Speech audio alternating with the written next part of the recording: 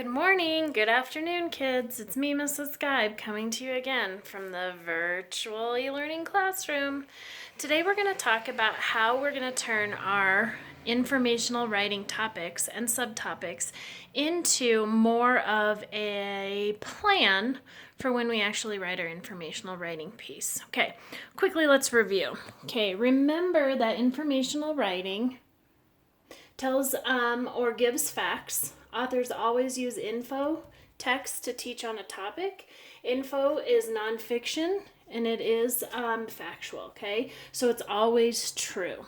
Okay, the thing that makes an informational writing piece different from like a persuasive is that it has certain text features, and we're going to actually kind of review this a little bit later, probably tomorrow.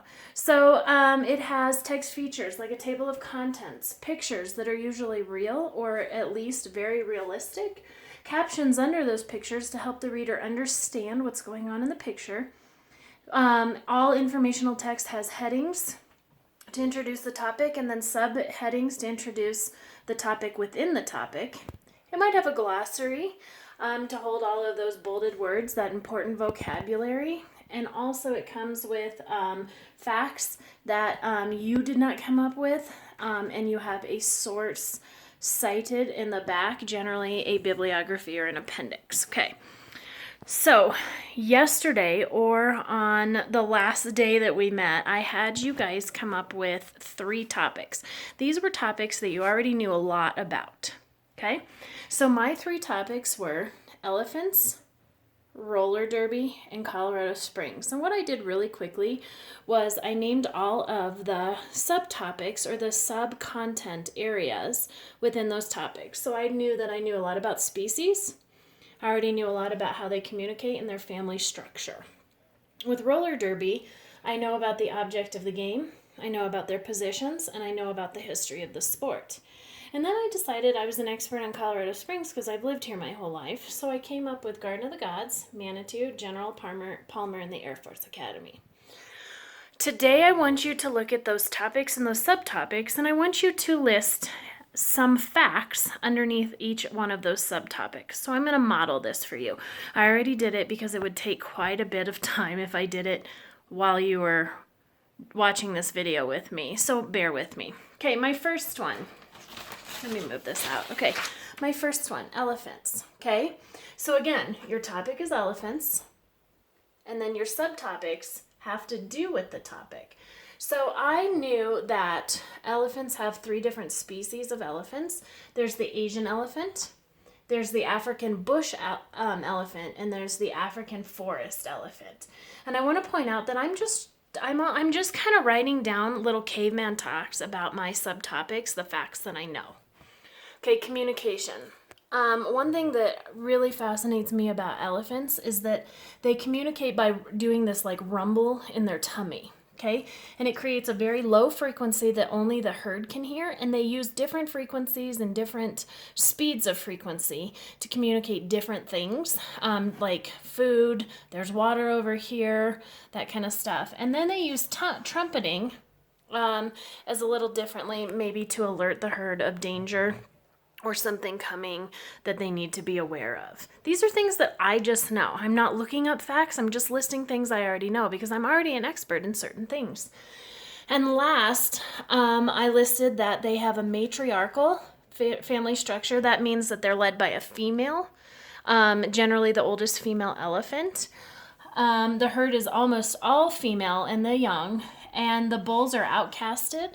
So the bulls are the male animals, and they are kind of pushed away out of the herd once they reach maturity, okay, because they're kind of aggressive, and the herd wants to be protected. So that's just my subtopics for elephants. Again, things that I already know. Okay, let's move on to roller derby because I wanted to just kind of explore which one I really want to do an informational piece about. Okay, so I know that this is kind of weird because there's like light and stuff, but again, topic, roller derby, subtopic, object of the bout. Remember, the bout is the name of the game. Position, and then the history of the sport. Okay, so under object of the game or the bout, I just kind of wrote down the things I knew, that there are different rounds, and each round is a 2-minute round called a jam. Each team has a pack and each team has a jammer. The jammer is the one that scores the points, and they get points by getting through the opposite team's pack. And then there's a pack whistle and a jam whistle. And then one thing I noticed as I was listing was that I would probably want to switch these. I'd want to talk about the positions and then the object of the game next. Okay, so let's talk about positions. Jammer, they're the ones that score the points. Blockers, they're the ones that prevent the other team's jammer from getting through and scoring points. And then the pivot is a blocker, but they can also become the jammer in certain situations. Okay, again, things that I already know. I'm just listing the facts that I already know because I'm an expert.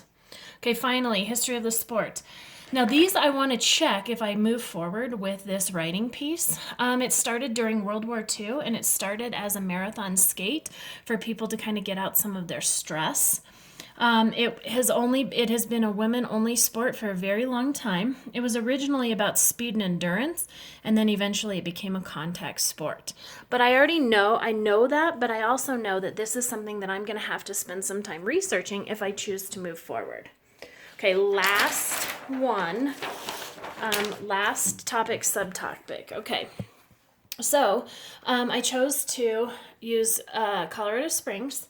My subtopics are Garden of the Gods, Manitou Springs, General Palmer, and then the Air Force Academy. Okay, these are important things that I do already know about, and I kind of found, well, I'll tell you that in a minute. Okay, so again, caveman talk, Garden of the Gods. It was formed by deposits in an ancient shallow sea. Garden of the Gods lifted up when Pikes Peak pushed up. I know that Garden of the Gods was very sacred to the Ute Native Americans. I wrote Indians, and then I kind of did this because I don't like calling them Indians. I know that they have some really amazing rock formations called the Kissing Camels and Balanced Rock. Manitou Springs is very similar. It was very sacred to the Ute Indians. It's known for its spring water, and for those of you that remember from 4th grade, that those mineral deposits in the spring water came from Cave of the Winds, okay, from the limestone. And then I wasn't sure, but I know I need a third fact. General Palmer. General Palmer was a general during the Civil War. He came out to Colorado Springs to see if he could help heal his wife. His wife had a disease called tuberculosis. And he just kind of fell in love with Colorado Springs, and he brought the railroad to Colorado Springs. Otherwise, Colorado Springs was kind of like unknown for a long time until he kind of put us on the map with the railroad. And then as I started listing the Air Force Academy, I wasn't sure. I knew about the chapel, and I knew that it was an officer's school. Okay, so a couple things that I noticed when writing the facts for my informational writing piece was that although I've lived here in Colorado Springs, if I chose to move forward with this, I'm going to have to research a lot of facts. Okay, I know a lot about roller derby, except for this part. This would be a part that I'd really have to research because, again, I'm teaching my audience and I want to make sure that I have factual information. So that's okay. If I choose to move forward with this will just be an area that I'm going to need to research. But I found that the topic that I knew the most about was elephants. Okay, so now that you have listed all of the facts that you already know under your subtopics for your topics, I want you to start thinking, which one of these topics do I want to turn into an informational writing piece? Okay, tomorrow we're going to talk about how to research facts, and then I'm going to give you your whole project, and I think you're going to really like this because you're going to have a lot of freedom with it. Okay, proud of you guys. Thanks for watching and listening. I miss you. Talk to you later.